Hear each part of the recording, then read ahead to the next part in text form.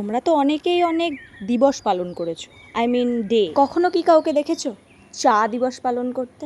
হ্যাঁ, আমি আজ অন্য দিনের থেকে একটু বেশি চা খেয়েছি। মানে সকালে চা দিয়ে শুরু করেছি আর রাতে ঘুমোতে যাওয়ার আগে চা দিয়ে শেষ করেছি। তো সেই ভিডিওটাই আজ তোমাদের সাথে শেয়ার করব। আজ হচ্ছে 21 মে। তো আজ হচ্ছে ইন্টারন্যাশনাল চা দিবস।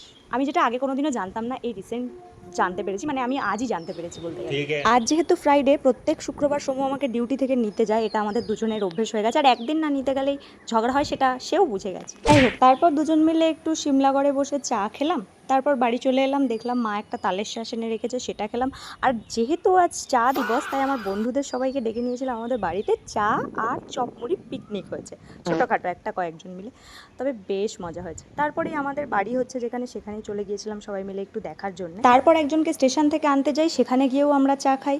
ওই যে বললাম আজ চা দিবস, চা ছাড়া কিচ্ছু বোঝা যাবে না। তো টাটা।